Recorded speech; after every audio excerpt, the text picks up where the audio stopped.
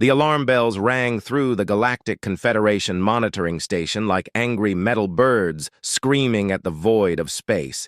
High Observer Zekmoth's 4 compound eyes clicked rapidly as data streams flooded the main screen. His insect-like body trembled with confusion as he stared at readings that made no sense according to everything the Confederation knew about space travel and peaceful contact. Something was coming toward their space, and it was big, and it was armed, and it was moving fast.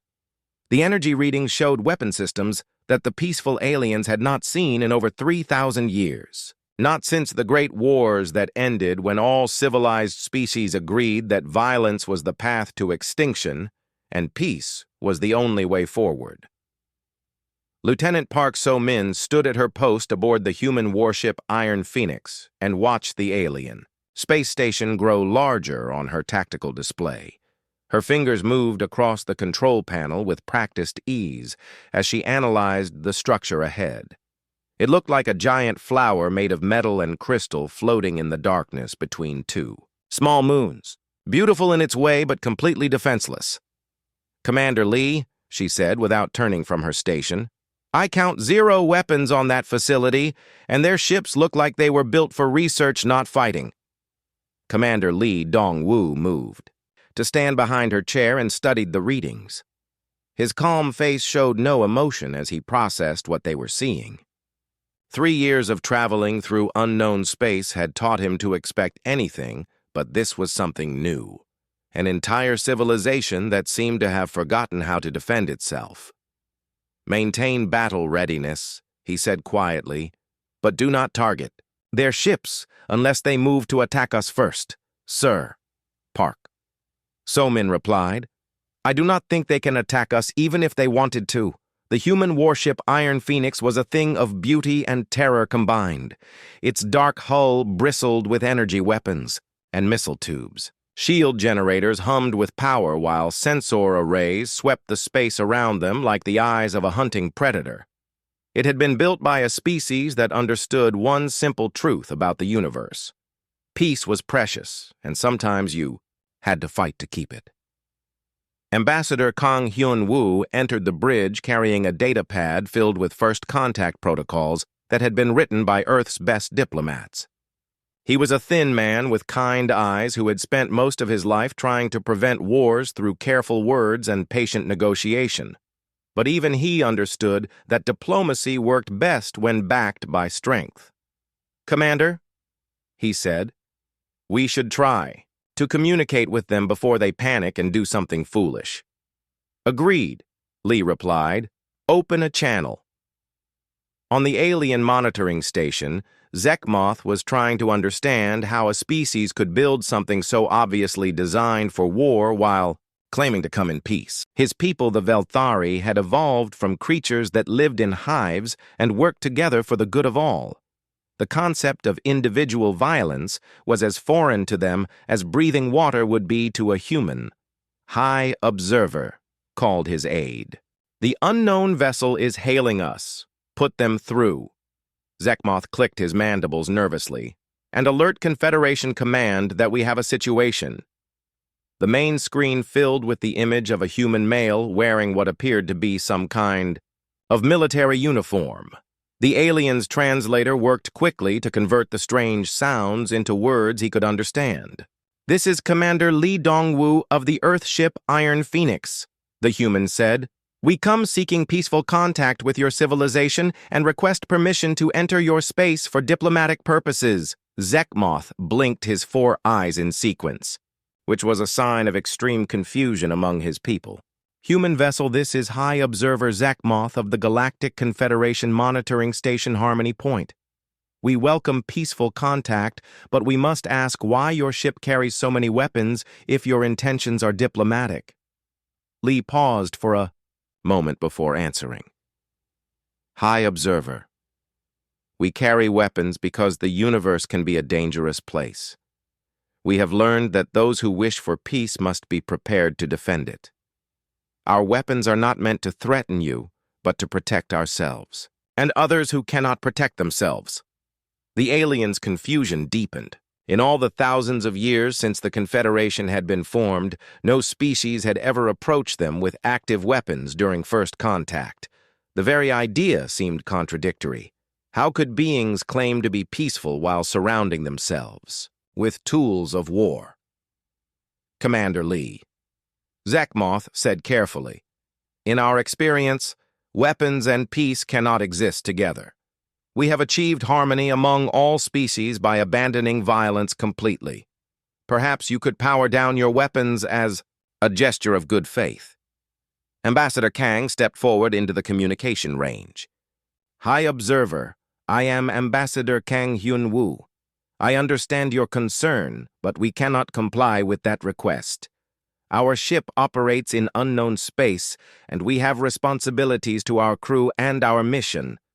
However, I give you my word that we will not fire upon any vessel unless fired upon first." Dr. Kim Jin-A watched the exchange from her position at the science station. As the ship's xenobiologist and cultural analyst, she was trying to understand these aliens who seemed genuinely confused by the concept of defensive weapons. Her readings showed that their technology was actually quite advanced in many ways, but completely lacking in anything that could be used for protection or combat. "Fascinating," she murmured to herself. "They have achieved something that many species only dream of, but at what cost?" General Choi Tae-young stood near the back of the bridge with his arms crossed and a deep frown on his weathered face. The old soldier had fought in 3 different conflicts before joining the exploration mission, and he did not like what he was seeing. A civilization that had completely disarmed itself was a civilization waiting to be conquered by the first aggressive species that came along. "Commander," he said in a low voice, "I recommend we maintain maximum alert status. Something about this feels wrong." Back on the monitoring station, Zekmoth was sending urgent messages to Confederation Command while trying to process what he was learning about these humans. They seemed genuinely peaceful in their words and actions, but they refused to disarm, and their ship was clearly built for war. It was like meeting someone who claimed to be a farmer while carrying a sword. High Observer.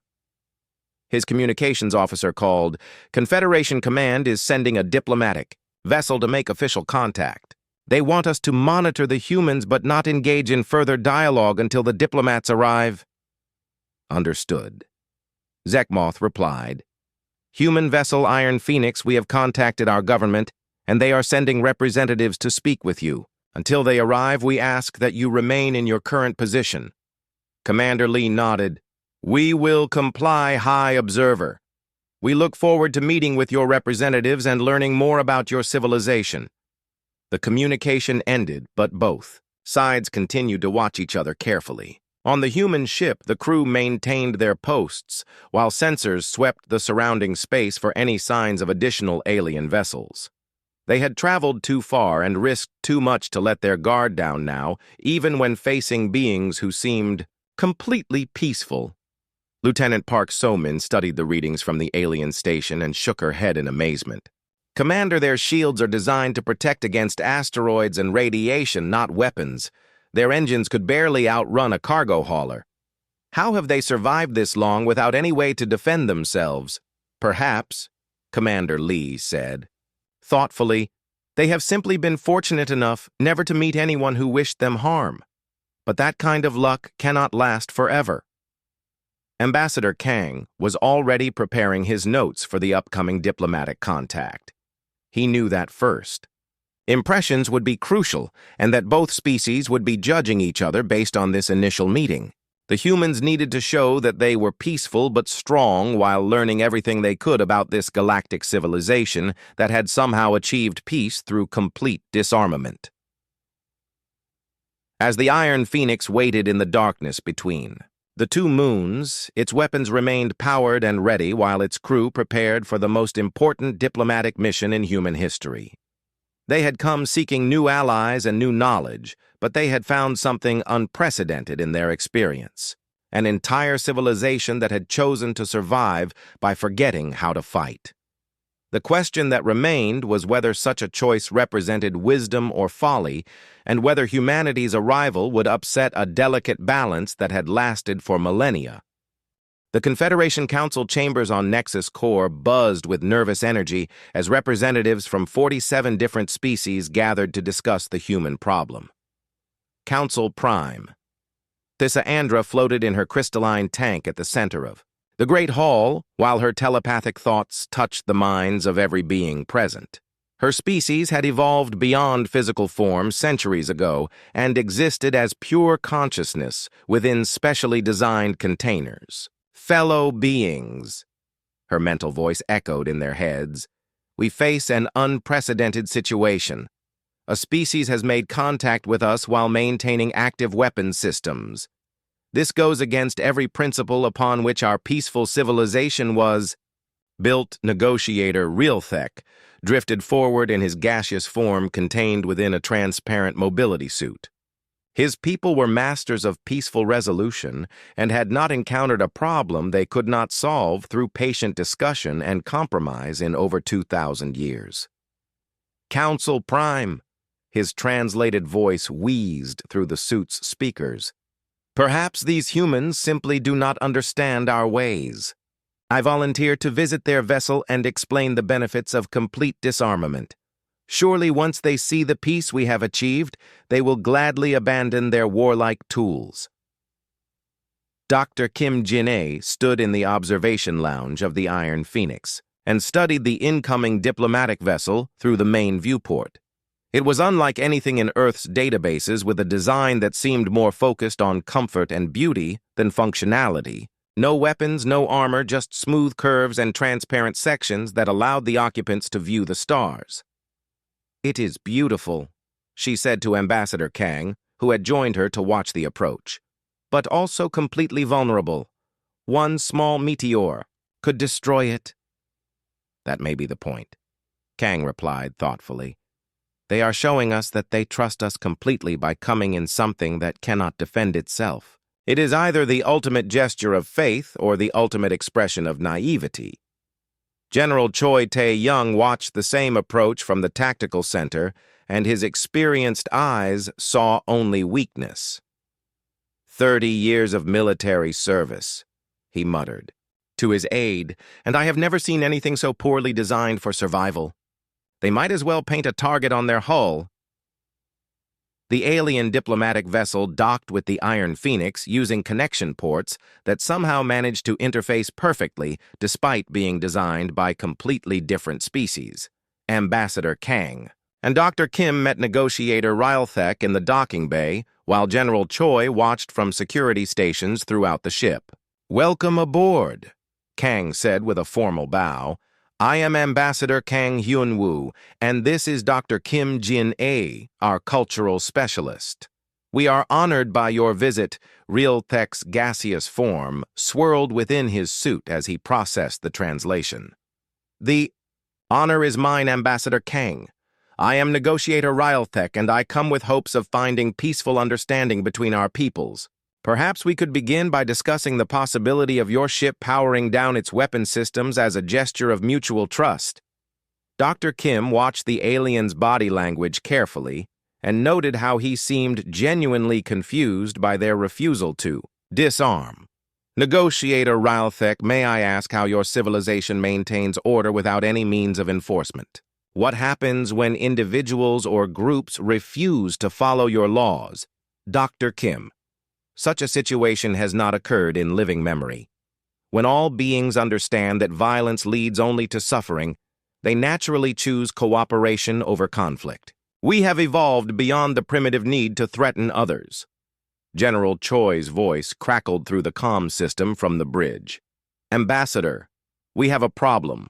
Long-range sensors are detecting multiple Confederation vessels approaching our position. They appear to be surrounding us.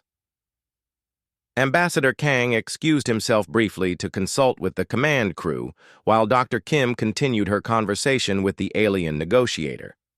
She was beginning to understand that these beings had achieved something remarkable, but at a cost that humans might not be willing to pay. Negotiator Rylthek, she said carefully, Has your civilization ever encountered species that were genuinely hostile?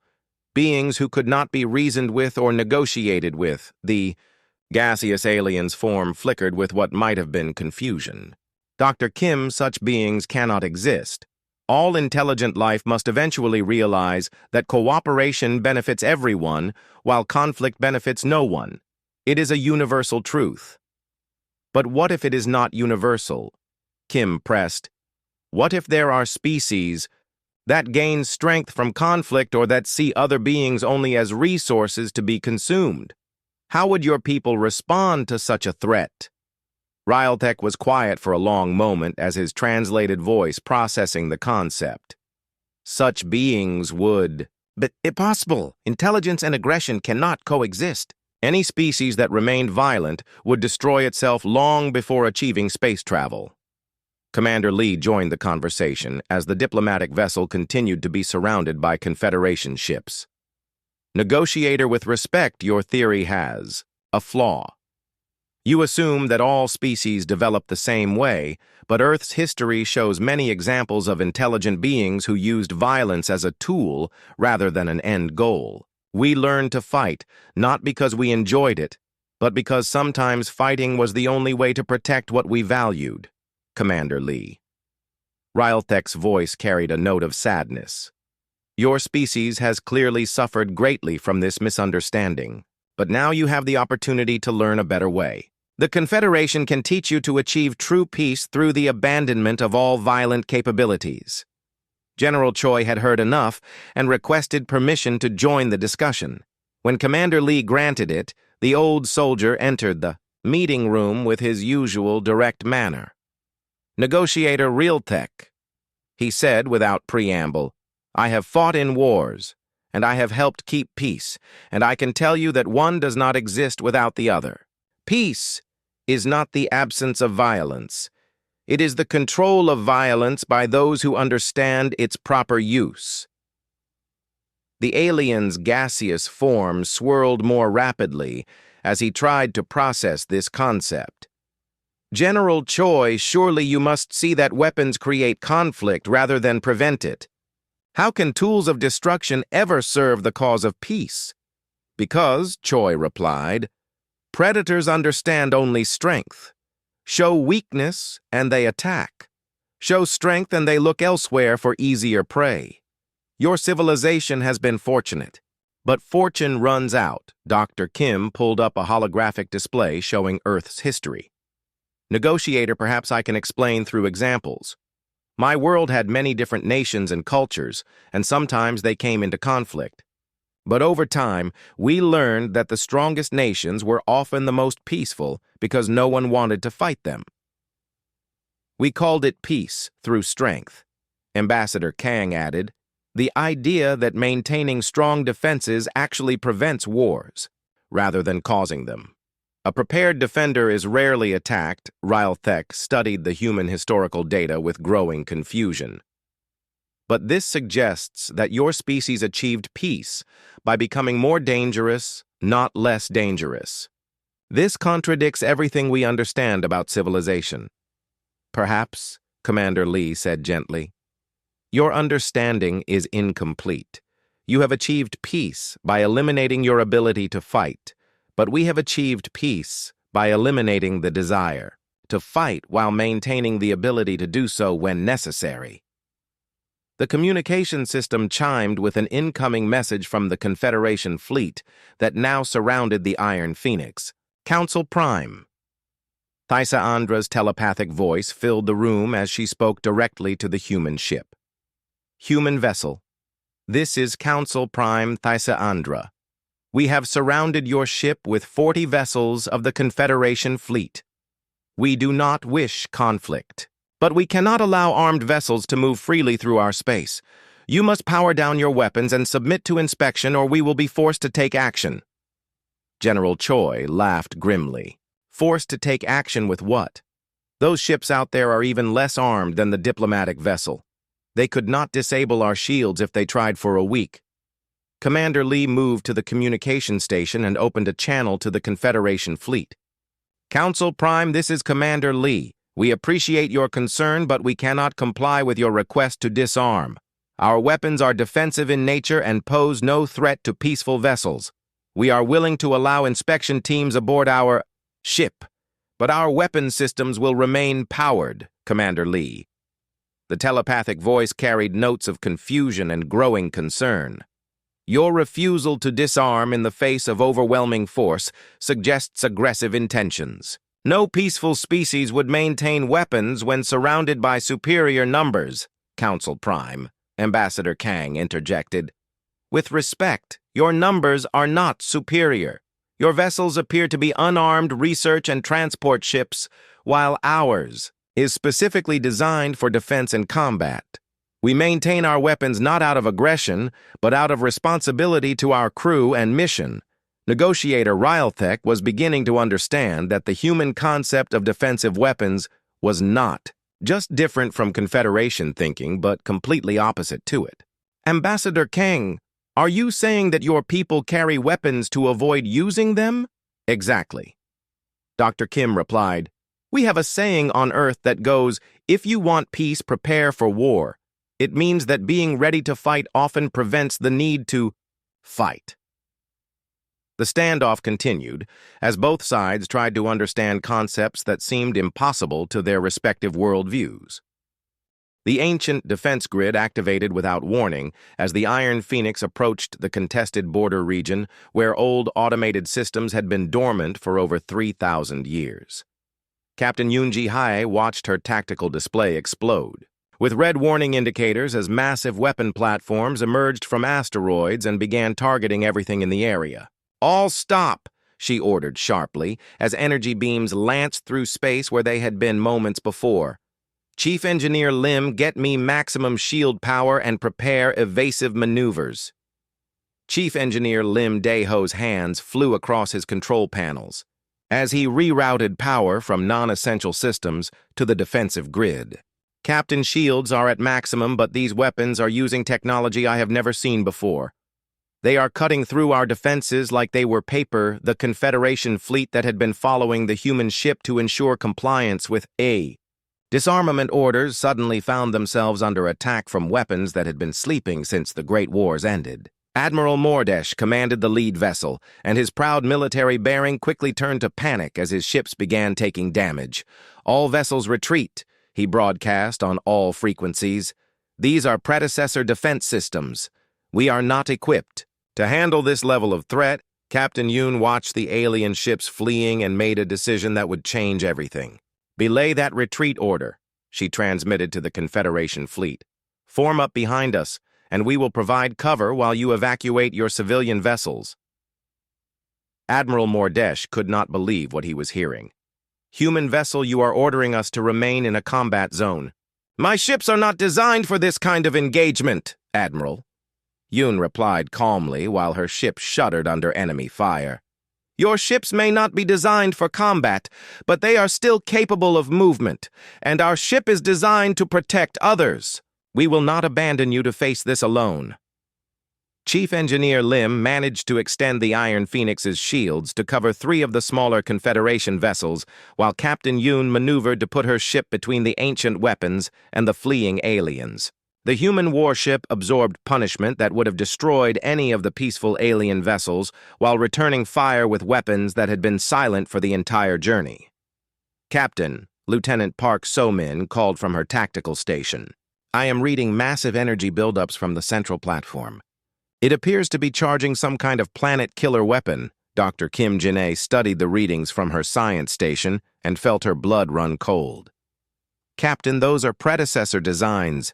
According to the database fragments we recovered, this system was designed to sterilize entire star systems of any life forms not recognized as friendly. The ancient AI that controlled the defense grid had been awakening slowly as combat continued around its platforms. It had been programmed by beings who understood that sometimes peace could only be maintained through overwhelming force, and it began to analyze the combatants to determine which represented the greater threat. Commander Lee Dong-woo took command as the situation deteriorated around them. All hands, this is the commander. We are facing technology from a dead civilization that sees us all as threats. Our mission is no longer exploration but survival and protection of innocent beings who cannot protect themselves. General Choi Tae-young grinned fiercely as he coordinated the ship's weapon systems. Finally, a proper fight, he muttered to his gunnery crews. Target the smaller platforms first and work our way up to the big one. Show these ancient machines what human weapons can do. The Iron Phoenix danced through space like a deadly ballet. Performer as Captain Yoon used every trick she had learned in 20 years of military service. The ship rolled and twisted to avoid the worst of the enemy fire, while its weapons reached out to destroy platforms that had been waiting millennia for this moment. Admiral Mordesh watched in amazement as the human ship performed maneuvers that his people had not used since their own warrior days thousands of years ago. Communications officer, get me a direct line to the human commander. I need to understand how they are doing this. Admiral Mordesh. Commander Lee's voice came through clearly, despite the chaos around them. My people have not forgotten the lessons of war, even though we prefer peace. Sometimes the only way to protect the innocent is to destroy those who would harm them. But Commander, Mordesh replied in confusion, how can you destroy historical artifacts? These platforms are priceless examples of predecessor technology, Chief. Engineer Lim looked up from his damage control displays with disgust. Admiral, with respect, these priceless artifacts are trying to kill us all. History is meaningless if no one survives to remember it. The ancient AI had been listening to the communications between the ships and was beginning to understand something important. The humans were not fighting for conquest or territory, but to protect others who could not protect themselves. This was behavior it recognized from its creators, the predecessors who had built these defenses for the same purpose. Attention all. Vessels. The AI's voice suddenly filled the communication channels, using technology that bypassed all normal systems. I am the guardian of this sector. I have analyzed your conflict and determined that the human vessel displays the warrior virtues of my creators, while the Confederation vessels display the weakness that led to the fall of galactic civilization. Captain Yoon continued her evasive maneuvers while trying to process what they were hearing. Guardian, we seek only safe passage and the protection of innocent beings. We have no desire to conquer or destroy, human captain. The AI replied, your actions speak louder than your words. You fight not for gain, but for duty. You risk your vessel not for glory, but for others. These are the qualities my creators possessed before they chose the path of peace and doomed themselves to extinction. Dr. Kim Jin-A was recording everything as fast as her equipment could process it. Guardian, can you tell us what happened to the predecessors? Why did they build these defenses if they chose peace? Dr. Kim, the ancient voice, carried notes of sadness that seemed impossible for a machine. My creators achieved perfect peace by eliminating all capacity for violence from their civilization. When the Devourers came from beyond the galactic rim, there was no one left who remembered how to fight. Billions died because they had forgotten that sometimes war is the price of peace. The weapon platforms began powering down as the AI made its decision. Human warriors. I name you the inheritors of my creator's true legacy. You understand that strength serves peace rather than opposing it. I grant you access to predecessor archives and technology, but I warn you that the Devourers still exist. Beyond the rim, and they will return. General Choi was studying readings from the now silent platforms with professional interest. Commander, these weapon systems are centuries ahead of anything we have ever seen. If this Guardian is willing to share this technology with us, General. Commander Lee interrupted.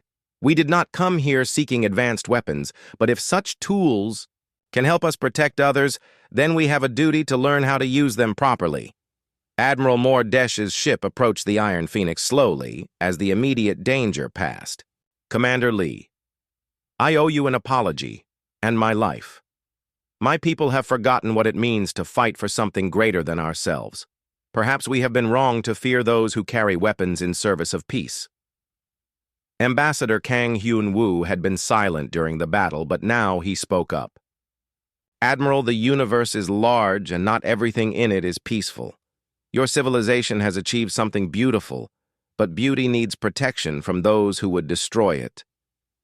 The Guardian's voice returned one final time as its systems began entering dormancy mode. Human Ambassador, you speak wisdom that my creators learned too late. Teach the Confederation that peace without strength is merely waiting for death. The archives contain everything they need to know about the threats that still lurk in the darkness between the stars. As the Iron Phoenix and the Confederation vessels departed the ancient defense grid, Captain Yoon found herself thinking about the terrible irony they had discovered. A civilization so committed to peace that it had left itself defenseless against those who understood only violence. Captain Chief Engineer Lim reported, "I have preliminary scans of the predecessor archives. The technology here could revolutionize everything we know about space travel weapons and defensive systems. Engineer," Yoon replied thoughtfully, "make sure our first priority is defensive applications. We came here to explore and protect, not to conquer and destroy." Dr. Kim Jin-ae was already compiling her report on the cultural implications of what they had learned. The Confederation will need time to process what happened here. They have spent thousands of years believing that weapons and peace cannot coexist, but we have just shown them that sometimes weapons are the only thing standing between peace and extinction. Admiral Mordesh broadcast a message to all Confederation worlds as his damaged ships limped home. "Council Prime, we have witnessed something that challenges everything we thought we knew about civilization. The humans fought not to conquer but to protect, and in doing so they saved us from weapons we could not even understand. Perhaps it is time to reconsider our assumptions about the relationship between strength and peace." The ancient Guardian settled back into dormancy, knowing that its long watch might finally be ending. Historian Oh Sung-jin stood in the vast archives beneath the surface of the dead world that had once been the predecessor capital and felt the weight of forgotten history pressing down on him like the gravity of a collapsed star. The ancient halls stretched beyond sight, filled with crystalline data storage devices that contained the complete records of a civilization that had chosen extinction over violence. "Dr. Kim," he called to his colleague who was examining hieroglyphic wall carvings with her portable scanner, "you need to see this. The final entries in their historical records are not what we expected." Dr. Kim Jin-ae approached the translation terminal where Oh had been working for the past 6 hours and read the flowing text that appeared on the screen. Her face grew pale as she processed what she was seeing. "They did not choose peace because they evolved beyond violence," she whispered. "They chose peace because they were terrified of what they had become during the wars, Senator Bayek." Mi Young had traveled from Earth specifically to oversee the archaeological expedition, and her political instincts told her that what they were discovering would change everything about humanity's relationship with the Galactic Confederation. She studied the translation with growing understanding. "Historian O, can you access their military records from before the pacifist revolution?" she asked. "I need to understand what scared them badly enough to disarm completely." On the space station orbiting the dead world, archivist Supreme Kethvala floated in her preservation tank and wrestled with a decision that could destroy her career and possibly her life. For 3,000 years, she had been the keeper of the Confederation's most carefully guarded secrets, and now beings from outside their civilization were asking questions that touched on those forbidden truths. Her assistant approached the tank with obvious nervousness. "Archivist Supreme, the human researchers are requesting access to the sealed sections of the predecessor archives. How should I respond?" Kethvala's ancient eyes closed as she considered her options. "Grant them access to everything. The time for secrets has passed, and perhaps these beings can succeed where our ancestors failed." Deep within the most heavily shielded section of the archives, Oh Sung-jin discovered records that made his hands shake as he copied them to his portable storage devices. Senator Bayek, you need to return to the surface immediately. This information is too dangerous to transmit through normal channels. The sealed chamber contained something that the Confederation had hidden from its own people for millennia. A perfectly preserved predecessor in a stasis pod that had been programmed to activate only when the ancient Guardian systems detected beings worthy of inheriting their legacy. My designation is Archive Prime, the awakened being said through its translation device as it studied the humans who had disturbed its long sleep. I am the last record keeper of the predecessor civilization, and I have been waiting for warriors who understand the true relationship between peace and strength. Dr. Kim Jin-ae set up her recording equipment carefully as she prepared to document what might be the most important interview in galactic history. Archive Prime, can you tell us why your people chose to abandon all forms of defense when they clearly understood the dangers that existed in the universe? Dr. Kim. The ancient being's voice carried weights of regret that seemed to echo through time. My people achieved such perfection in the art of war that we could destroy entire star systems with a single thought. We became so efficient at killing that we terrified ourselves into believing that any capacity for violence would inevitably lead to universal extinction. Senator Bayek leaned forward with intense focus. But Archive Prime, that fear proved to be incorrect when the Devourers arrived. Complete pacifism left your people defenseless against beings who could not be reasoned with. Senator, you speak truth that arrived too late to save my civilization. Archive Prime replied, we learned that evil exists in the universe, and it does not negotiate or compromise or seek understanding. Evil only understands strength. And when strength is absent, evil flourishes. Historian O had been studying the military records and made a discovery that shocked him. Archive Prime, your people did not just abandon weapons, they systematically destroyed all knowledge of how to create or use them. They made themselves incapable of relearning warfare, even when survival demanded it. Historian, oh, that was the fatal flaw in our reasoning, the ancient being admitted. We believed that removing the tools of war would remove the potential for war, but we failed to understand that sometimes war chooses you regardless of your preferences. Back on the Iron Phoenix, Commander Lee Dong-woo received an encrypted transmission from the archaeological team that made him call an immediate meeting of his senior staff. Ambassador Kang Hyun-woo read the preliminary report with growing amazement. Commander, this changes everything we thought we knew about the Confederation. Kang said, they are not naturally peaceful beings who evolved beyond violence. They are descendants of warriors who chose to forget how to fight. General Choi Tae-young studied the military analysis sections with professional interest. Commander, if these records are accurate, the predecessors had weapons technology that makes our most advanced systems look like stone tools. The fact that they abandoned such capabilities suggests either wisdom or cowardice. General, Commander Lee replied thoughtfully. Perhaps it suggests both. They were wise enough to recognize the dangers of their own power, but not wise enough to understand that power abandoned by the righteous will be claimed by the unrighteous. Dr. Kim Jin-ae transmitted her interview recordings to the ship, and the senior staff listened in silence as Archive Prime described the final days of predecessor civilization. They detected the Devourer fleet when it was still years away from their borders, but they had no way to fight it. Their weapons had been destroyed, their warriors had been re-educated, and their entire civilization had been restructured around the principle that violence was never justified. What happened when the Devourers arrived? Senator Bayek's voice asked on the recording. Senator, they consumed everything. Archive Prime replied with mechanical precision that somehow conveyed infinite sadness. Billions of beings who had achieved perfect peace died screaming as their worlds were stripped of all life. The Devourers did not hate us or fear us or even notice us as individuals. We were simply resources to be harvested. Ambassador Kang paused the recording and looked around the room at faces that reflected his own troubled thoughts. The implications of this are staggering.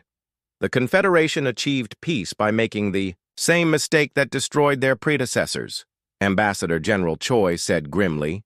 The implications are worse than that. If the Devourers still exist beyond the galactic rim, then the Confederation is facing the same fate that befell the predecessors.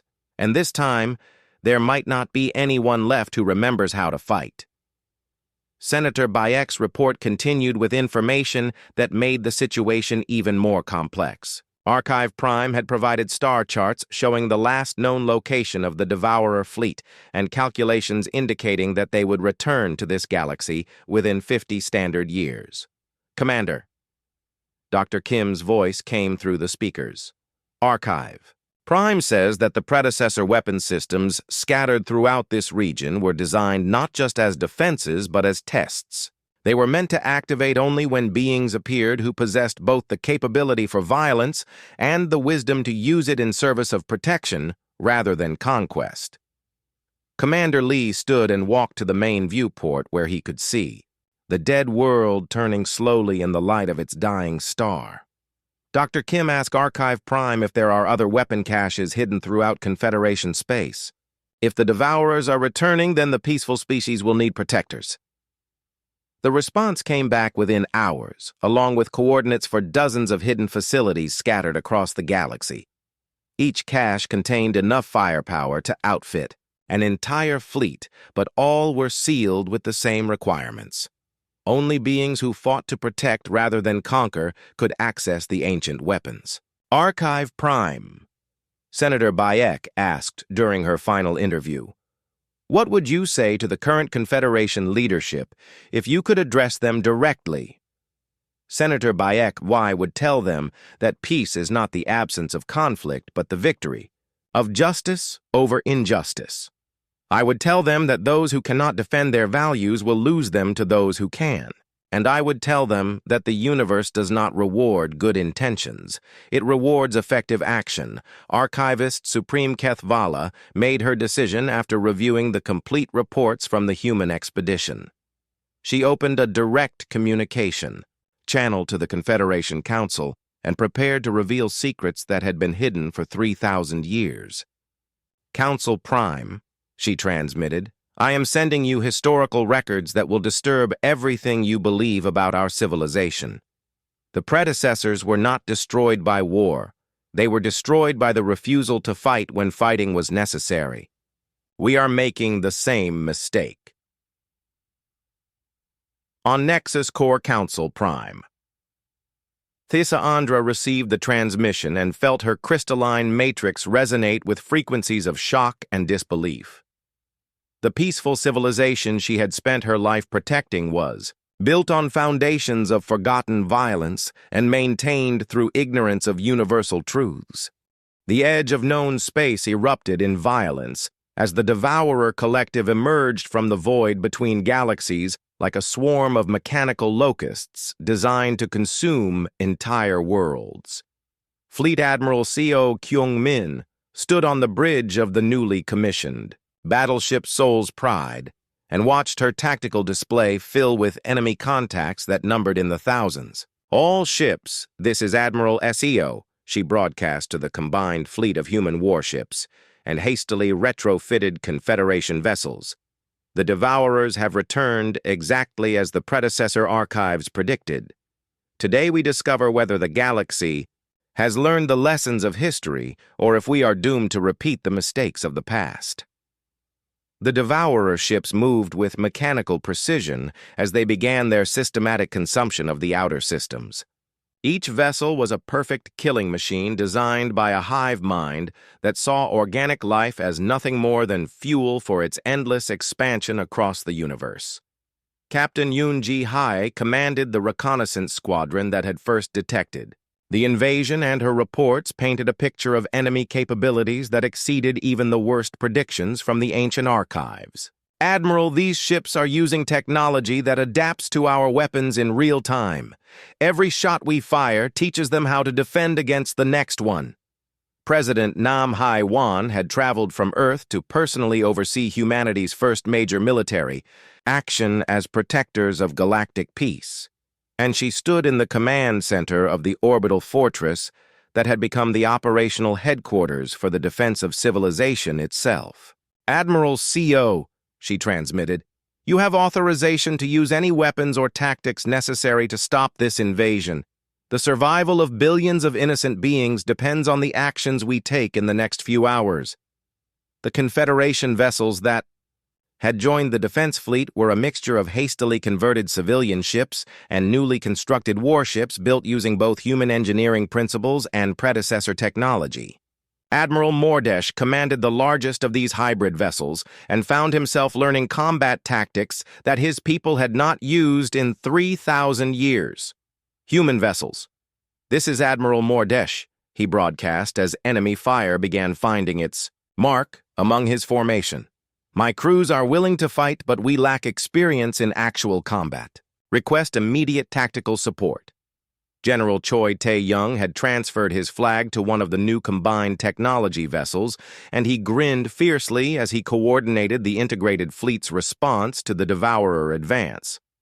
"Admiral Mordesh, form your ships into defensive formation Gamma 7 and follow our targeting solutions. Your weapons may be new, but the principles of warfare are eternal."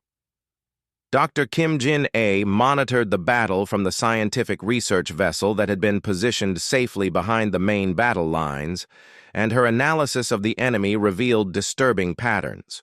Admiral CO the Devourers are not just consuming matter for fuel. They are analyzing every form of technology they encounter and incorporating useful discoveries into their own systems.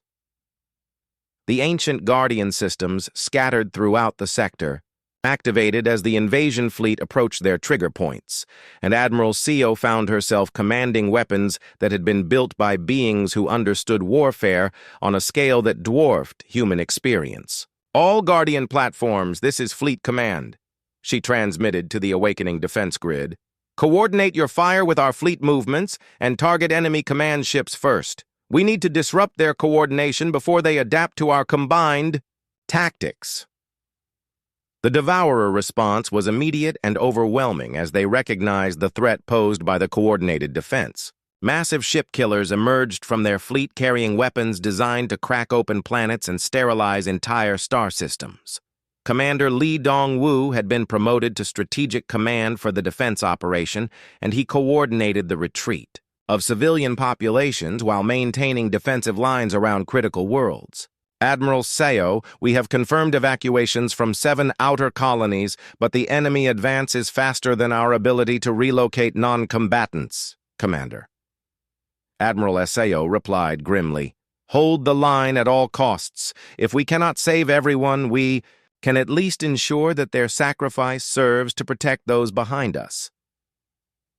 The battle raged for 3 days as human tactical innovation, combined with predecessor weapons technology and Confederation industrial capacity, to create a defense that the Devourers had not encountered in their millennia of conquest. But the cost was terrible, as entire fleets disappeared under the relentless enemy advance.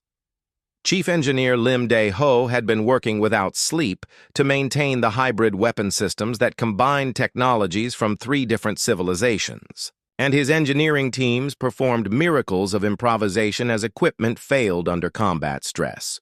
"Admiral, the predecessor power cores are operating beyond design specifications, but they are holding. We can maintain current firepower levels for perhaps 6 more hours." The turning point came when Dr. Kim Jin-A made a discovery that changed everything about their understanding of the enemy. "Admiral SEO, the Devourers are not truly a hive mind. They are a collection of artificial intelligences linked through quantum communication networks. If we can disrupt those networks, we can turn their coordination advantage against them, President." Nam Hai-wan authorized the use of experimental quantum disruption weapons that had been theoretical until the crisis forced their rapid development. "Admiral, deploy the quantum scramblers on my authority.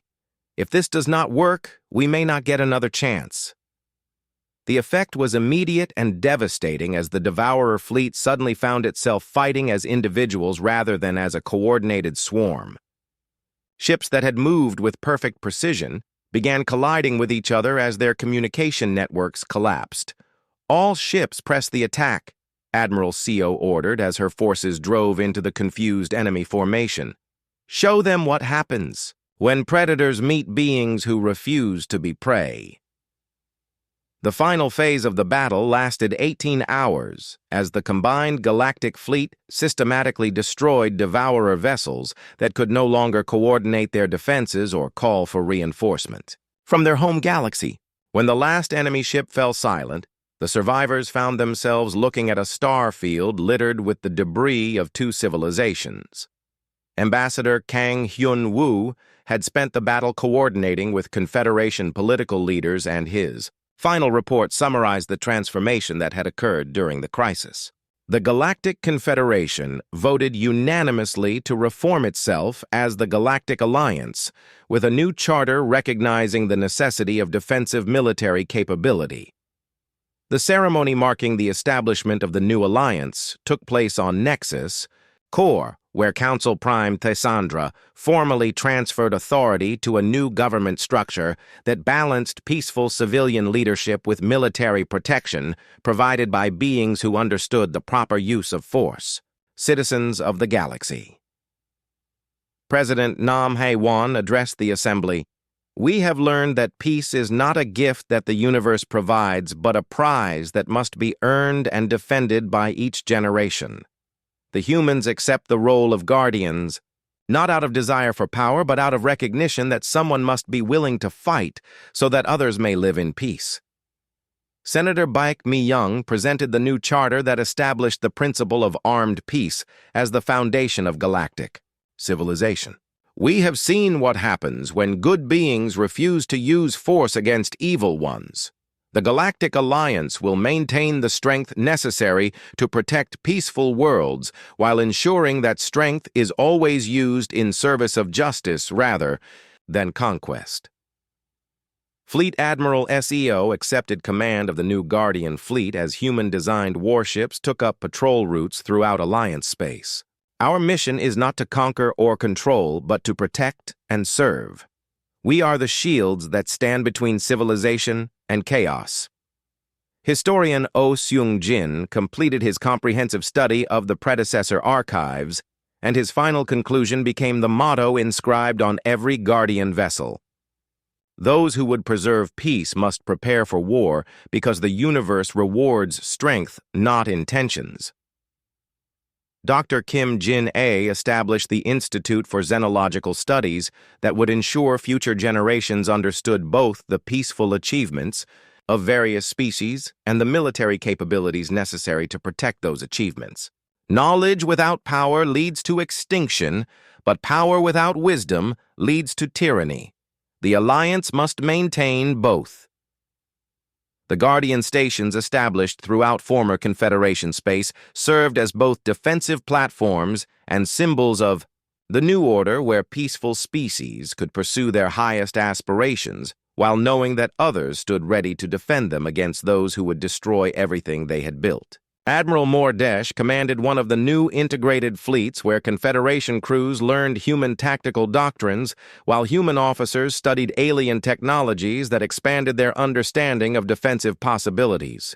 My people spent 3,000 years believing that weapons and peace could not coexist.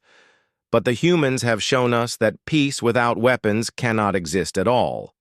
On the memorial world, where the last predecessor had given his final warning, Archive Prime's tomb bore an inscription that summarized the lesson learned at such terrible cost. "Here lies a civilization that chose peace over strength and found extinction instead of either. May their successors prove wiser."